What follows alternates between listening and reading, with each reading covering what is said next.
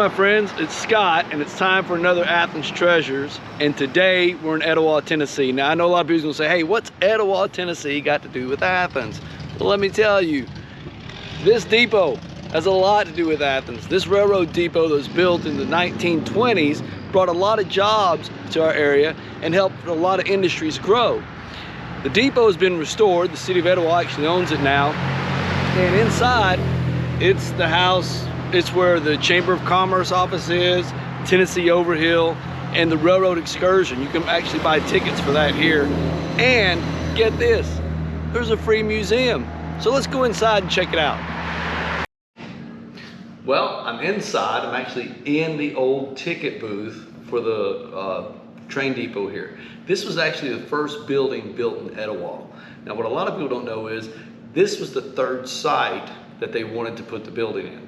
They wanted to put the depot in. Originally it was Inglewood, and then there was a place further south from here on the Hiwassee, where the Hiwassee and Ocoee meet.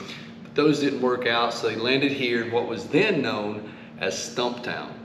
And it was a swampland, if you will. So what happened is the railroad out of Atlanta wanted to put their headquarters here, so they came up and actually built the first planned city in McMinn County. So if you'll notice when you drive through Etowah, it's on a grid pattern. It's the only city that was planned. It was planned by the engineers of the railroad.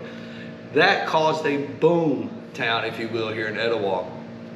Here in the ticket booth, though, you can still see remnants from the old Jim Crow era, where I'm at right now is where the whites would come get their tickets, and what was known then, and I hate this phrase, as the colored waiting room was over there. It was a sad time in our nation's history that we even did that.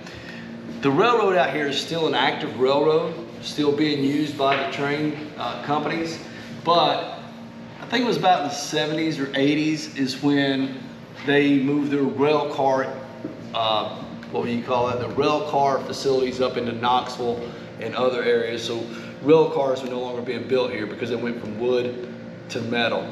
Now you can tour this facility for free. There's actually an upstairs. There's a room upstairs that you can rent for family get-togethers or business things as well. So here's what we're going to do. We're going to take a quick walk around, let you look at the museum, show you a couple of things, and we'll go from there. See you in a minute. Now, like most museums, they've got things on display, and these are actually old log books and items that were used by the railroad when it was originally built. This is in the first room. They've also got old photographs from different places and things that were happening here.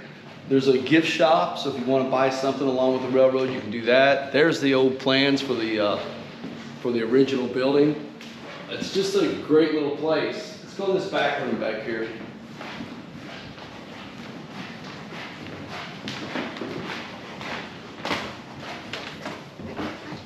Along with building the depot, well, like I said, it became a boom town. A lot of the buildings that you see across the street are original from when Etowah was being built. And here's a placard talking about some of those buildings. Etowah became known as a railroad town. And like I said, it brought hundreds of jobs and hundreds of people into this area. There's remnants of the old soda fountain. You come in here and get something to drink, maybe a little food or something before you went on your excursion in the railroad. And again, more pictures of what all was taking place here in Etowah, the social life that was going on, everything that would happen solely because the railroad came here to Etowah and built this town and this community. Tell you what, let's go upstairs real quick and I'll show you some of the things that's going on up there as well. One of the rooms upstairs is a room dedicated to the local high school. My mother actually came up here one day and found her old high school yearbook. And what you'll find is pictures of the football teams throughout the years, the different faculty that's been here, all the different things that maybe you would find in a yearbook. So if you've got family that grew up or went to school here in Etowah and you want to do like a little ancestry research, this is the place that you might want to go to get some of that information. Just a beautiful archive of the history of the schools here. Okay, right now we're still upstairs, but in this room that we're in right now is where the men would sit and actually be able to look up and down the railroad and switch the lines back and forth for the trains that were coming in and the trains that were leaving. They would just sit up here and conduct all that business. You can get more history about that here on the wall because they've done a really, really good job of archiving and putting what these various rooms were and giving you pictures of what they looked like back in the time.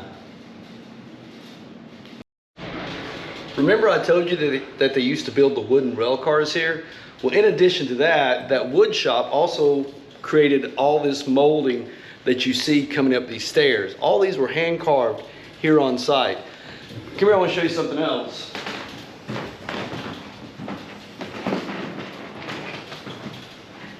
In this room is a model of the railway that was being built. Now, actually, when this railroad was being built, there was a line that went from Atlanta to Knoxville. This railway was designed to bypass that and not go through all the rugged terrain that you see. It's also, and you've probably driven by it, it's one of the few rail excursions that actually passes over itself. So when you look at this model, you'll be able to see that the train actually loops under itself as it goes through the terrain. I want to show you this room over here.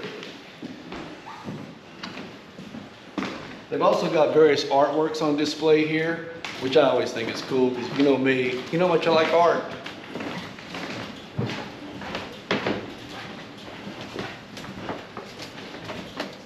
Well, it's locked, but we can edit that out. Let's go talk about something else. If you want to be a part of this area, they're always taking donations and looking for volunteers to do stuff. But one of the things you can do is, like I said earlier, is that the Tennessee Overhill is located in this office. If you want to do an excursion in the Cherokee or Smoky Mountain Forest, maybe to go looking for waterfalls or go on great hikes, they've got all sorts of information down in the office. They'll hand you a brochure just filled with stuff that you can do in and around this area, and you can actually check out some of the local history. Well, that's it for another adventures or treasures of Athens and the adventures that we go on. We're here at the Etowah Train Depot, and we'll be back at you with another one very soon. Thank you.